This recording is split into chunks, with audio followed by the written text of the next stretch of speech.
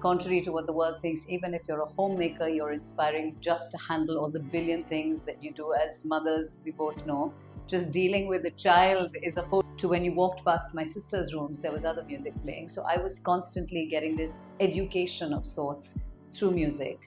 So I'm so excited, Sonam, for you joining us. Welcome to our space. Thank you. And it's really glad to know, apart from a singer, you're also a mom in school. Now we have something else in common, Something more Bus in and common. Valley. Fantastic. Yeah, and you're a singer, so I'm going to continue taking the tips because you know that I'm not musically inclined at all, and I just shared something personal with you. So, as you know, Women Inspiring Network was born during the pandemic. We've been doing these curated discussions, and we have our own 4 global events, which is Davos, Cannes coming up next month, which we're very excited. It's a creativity festival. Fantastic. And we really wanted people from the creative fields to be there. So not just influencers, brand or marketing, but you know, some of our topics are like culture is capital, and how do we go back to our roots. So I'm really excited about that. But over to you now, Sonam, in your own words, I want to tell our viewers about your journey and how did you start the music, because that's the very first question, because I know you've won many awards, you are this pioneer in the Sufi music, but tell us in your own words about your journey to begin with. So, first of all, thank you for having me here. I think it's even more special to be part of something called Women Inspiring Network, because I truly believe women are extremely inspiring, even if, contrary to what the world thinks, even if you're a homemaker, you're inspiring just to handle all the billion things that you do. As mothers, we both know, just dealing with a child is a whole job in itself, forget running a home. And here we are, women who also try and follow our passions, our dreams, and try and do the multitasking that only women are capable of. So thank you for having me here. I think that my initial love for music definitely started with another woman, my mother.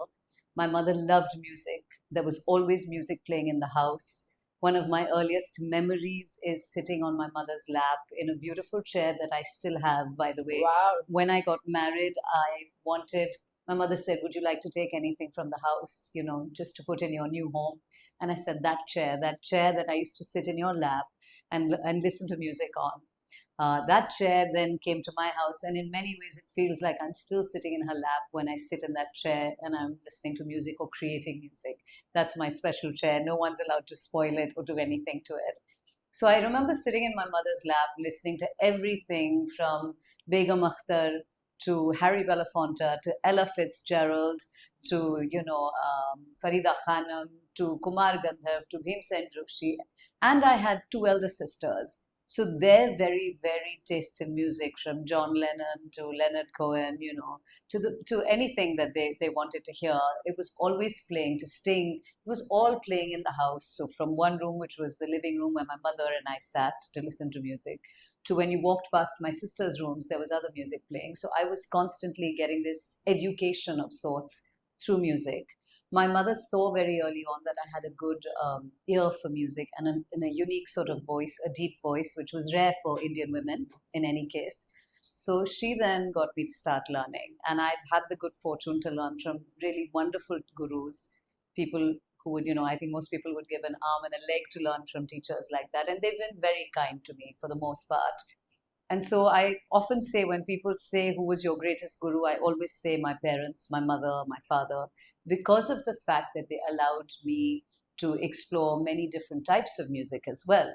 As I grew older, I went to art school, and also middle school, you get a bit busy. It's not so easy to give it that kind of time. But when I got to college, I went to art school. I trained to be a graphic designer. That's when I started to do music again. And that's when I also decided to explore other types of music like gospel, jazz. So all of that then came together to create eventually what I call the Sufi Gospel Project.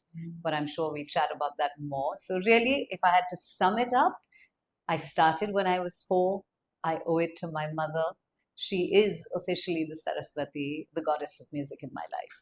Wow, I love it. And of course, now I'm going to ask you all about Sufism Please. and Sufi music and being a woman, making your mark there. I mean, I really want you to tell us a bit about that. And, if you can elaborate on Sufism, and Absolutely. that would be really interesting. Absolutely. So I think first we'll discuss being a woman really in what was traditionally seen as a male space. It's been quite special for me. I never really thought of it, though I have to say, because I've been brought up in a house of women, four women. My poor father was outnumbered, right? Three girls, one wife. I think even the doggies we had were female. So my father was fully outnumbered by feminine energy. But he was really quite emancipated. So I belong to the Sikh religion. And Sikh, by virtue of its name, means student. So that was one thing that was constant in our house, this desire for learning. My father, most Sikh girls, when they get a surname, they're called Kaur. You would have seen it'll be so and so Kaur, like Jasjeet Kaur, or I should Hmm. have been Sonam Kaur. And Kaur means warrior princess. It's a beautiful surname, but Yeah. it's a generic surname given to most Sikh girls to create a sense of uniformity and inclusion. The men were called Singh, Singh Hmm. as in sher, Yeah. lion, right? Yeah. My father did something which, in its own concept, Singh and Kaur are beautiful because if you think of Kaur and warrior princess, Sikhism also brought women to a level of equality that other religions weren't doing.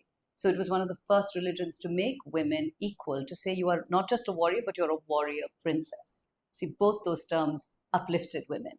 But my father did something different. He gave us the surname Singh. And I remember when I was old enough to ask and I understood, I said, how come you didn't call us Kaur?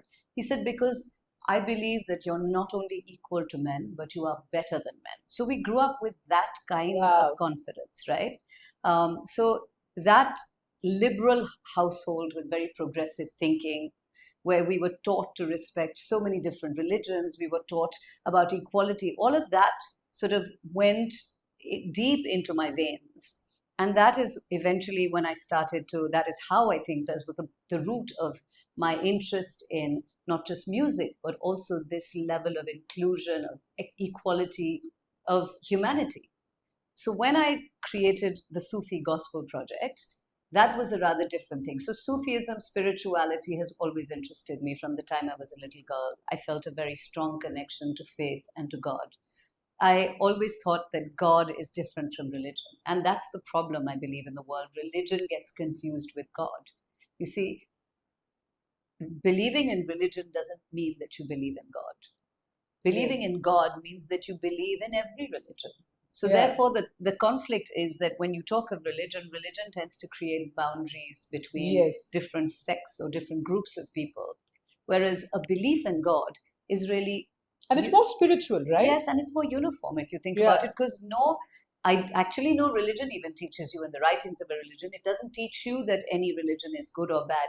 It's just the people who are the heads of these religions that teach you this. But religion is, Universal. yeah, and religion is not God, and God has no religion if you Exactly. think about it. So, really, my belief was always in God.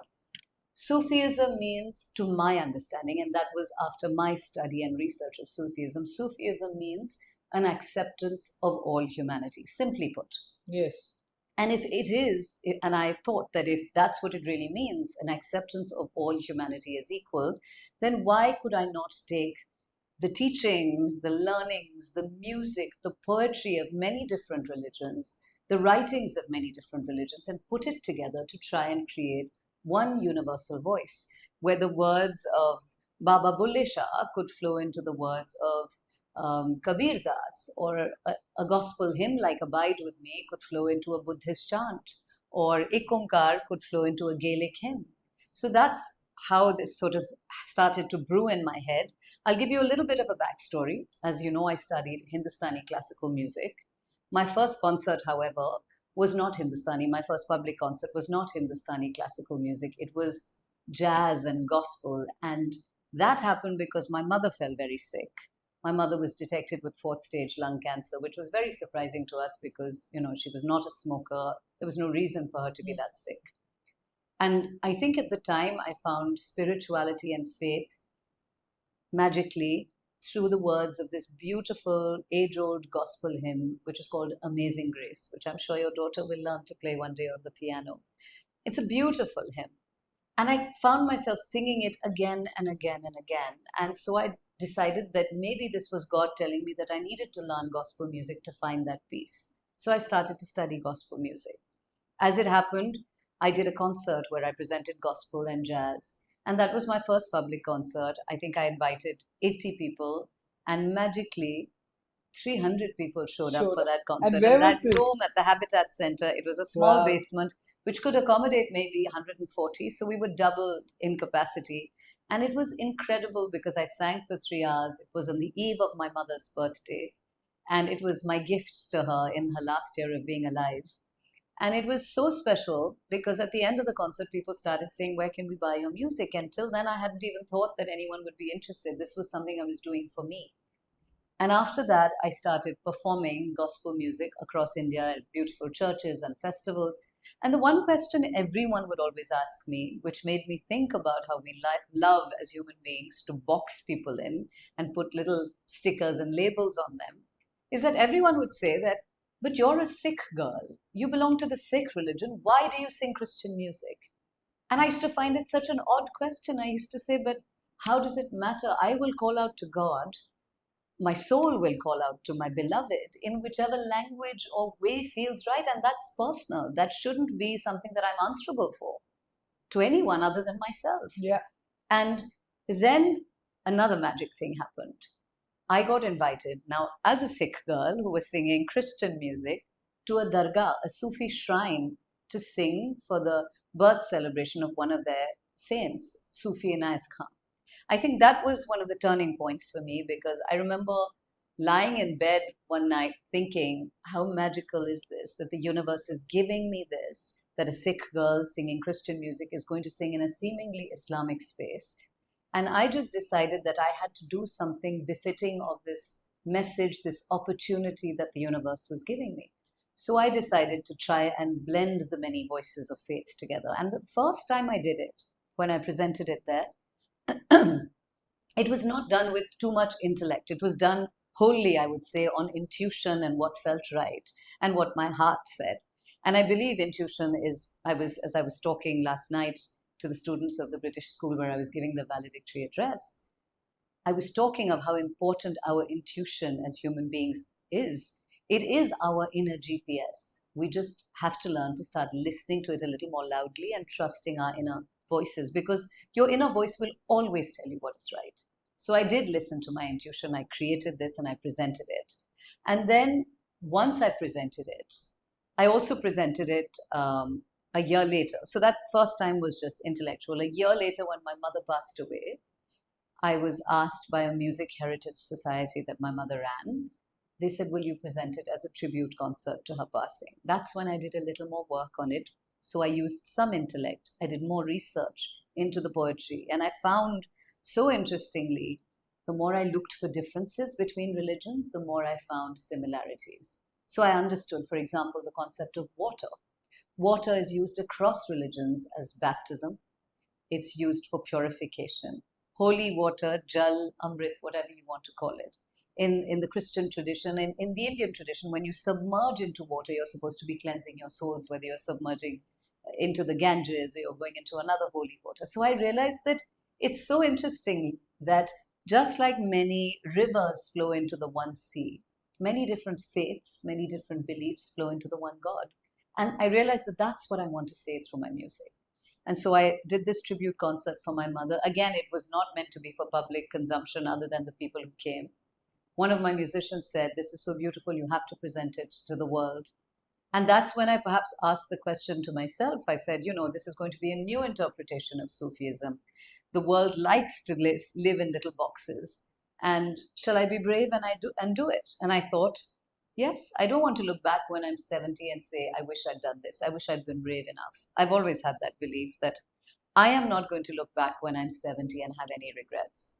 I'm fortunately not the sort of person who ever wants to climb Mount Everest. So I'm never going to say, "I wish I'd climbed Mount Everest." But I am the sort of person who wants to say, "I wish I put my truth out there." And so I put my truth out there. I went to the Habitat Center. They gave me a larger auditorium this time because of the last time where we had an overflow. So this was their 500 seater. We filled it to capacity, again, magical. And at the end of the concert, we had a beautiful standing ovation because I presented the Sufi Gospel Project, where we blended the many voices of faith together. Every piece, there was a hallelujah that blended with an Allahu.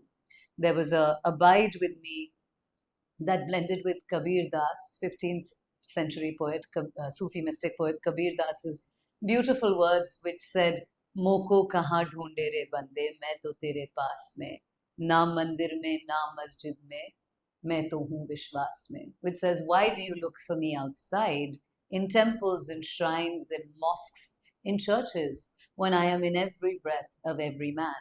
So beautiful things. And I often say that I feel like all these answers were revealed to me mystically. And we created 10 pieces, we presented them, we had a standing ovation. And at the end of this, there was a beautiful magic moment where the whole auditorium went quiet.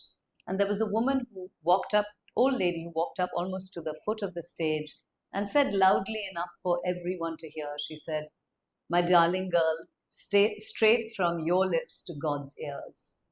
And so it was magic like that that happened. And then in the last 14 years, I've been fortunate enough not just to present the Sufi Gospel Project across the world. I think we've done 30 countries at last count.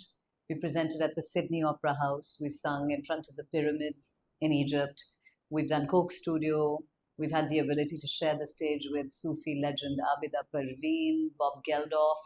It's been amazing. I've done other different explorations into more traditional Sufi music from a feminine perspective, from a perspective of just understanding the poetry and what was written between the lines.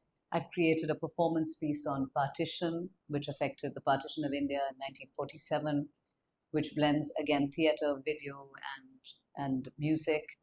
And coming back to what you said about taking this sort of responsibility and creating a little bit of a shift from what was seen, Sufism and Sufi music that was sung was generally seen to be male or sung by men.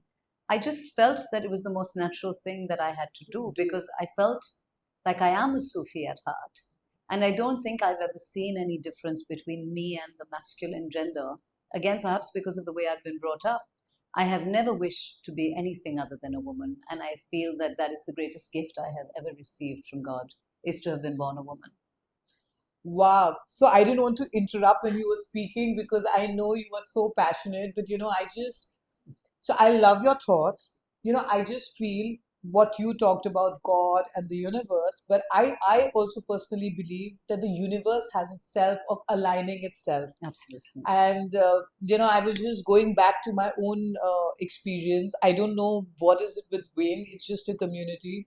And everybody seems to say that I'm really more passionate. I'm getting more and more passionate about the Great. network than my other business. But I must say this. Last year at Davos, I attended someone else's event on this mountain top. And I had said that if I ever do my event, it will be here on the mountaintop. And this year we did the Wind Lounge there. How And I amazing. was like, I didn't even know how we're going to do it. So I just feel sometimes when your intent is right, and Absolutely. which is why I wanted to sort of talk about that. I just feel the universe has its own way of aligning itself. Things just fall into place, so as you said, God has no religion. It's universal. It's about, and I just feel we all have it within ourselves, and to look within Absolutely. ourselves. Like how do you manifest, or how do you visualize, or what do you do?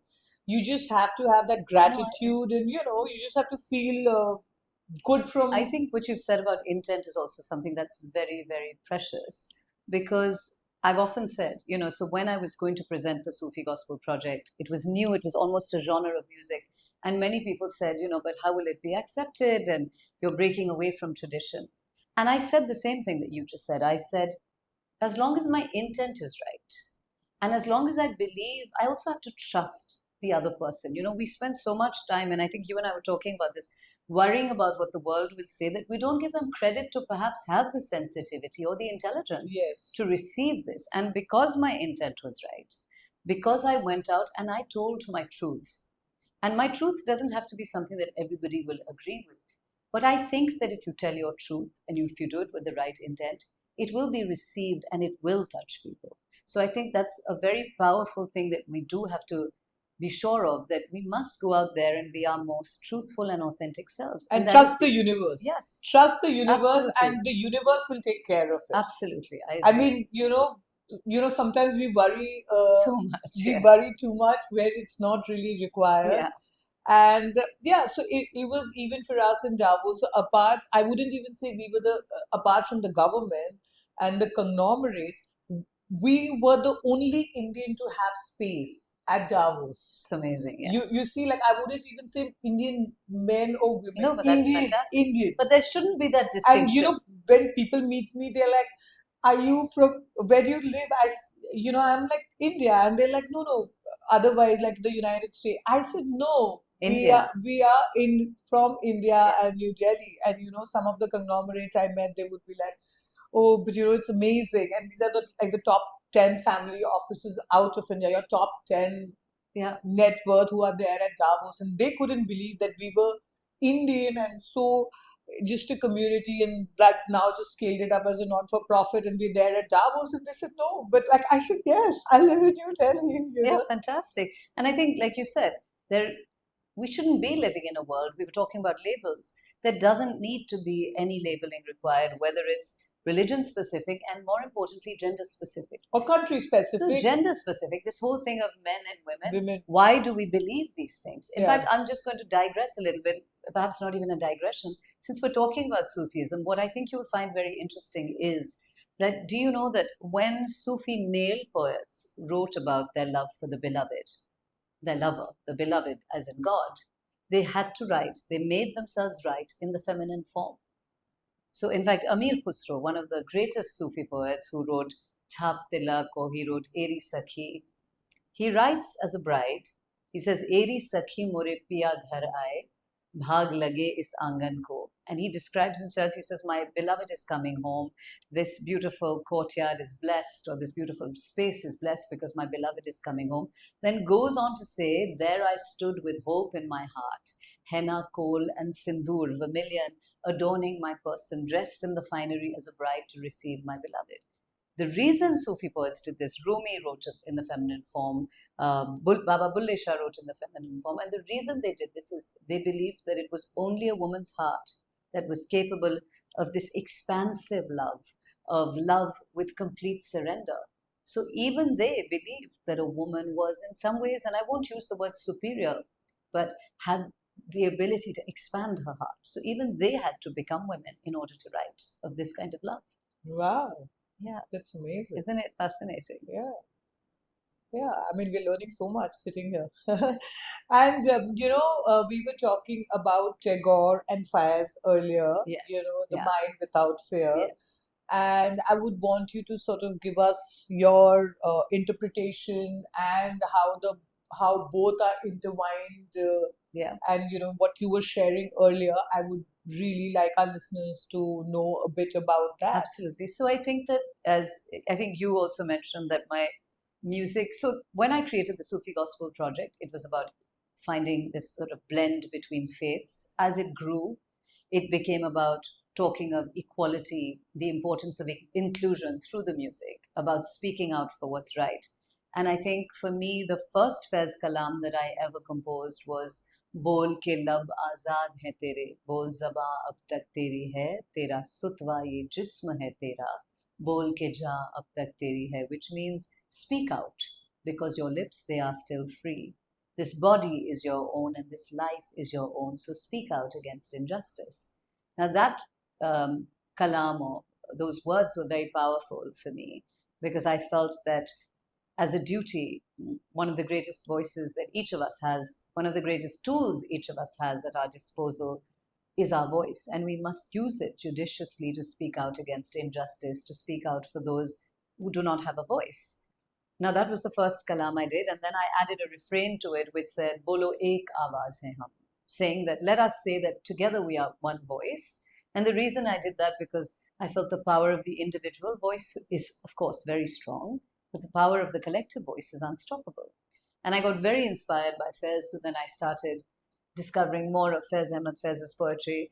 And Hum Dekhenge is something he'd sung many years ago, which was against this sort of dictatorship in Pakistan. And when I sang it, it was not meant to be as a sense of loud rebellion or shouting. It was a quiet plea for equality. And I blended Fez's words, which are Hum Dekhenge, which means we shall see that beautiful day, that day of reckoning. And I blended it with Tagore's poetry of where the mind is without fear, where the head is held high, into that freedom of heaven, may my country awake. And so I was talking of hopefully creating a world within our country when there was some sort of anti sectarian, you know, not protests happening really, but there was this whole period that we were going through during CAA when the National Register, and there were protests across the country. And that was just something I felt that we needed to say. And I wanted to say that please, can we find a place, can we remember that we are a democratic, secular nation? It was a reminder to all citizens to say, stop this narrative that you are following or that is being created, which is anti one sect, and saying that one sect deserves to live in India and one caste, one community doesn't deserve to live in India. My plea was really just a reminder to everyone that we are all Indians, and India is comprised of so many beautiful colors, so many different religions, and please understand that each religion has an equal right to live in this country. So that's really what Hum Dekhenge was. It resonated deeply with people. It went viral in India and across the world, in some parts of the world. And it was important to me that many people resonated with it. So it has been, so yes, in many ways, my music is quiet dissent also, but it is about really most of my music. I'd say the underlying theme is peace, equality, and very importantly, inclusion. Wow.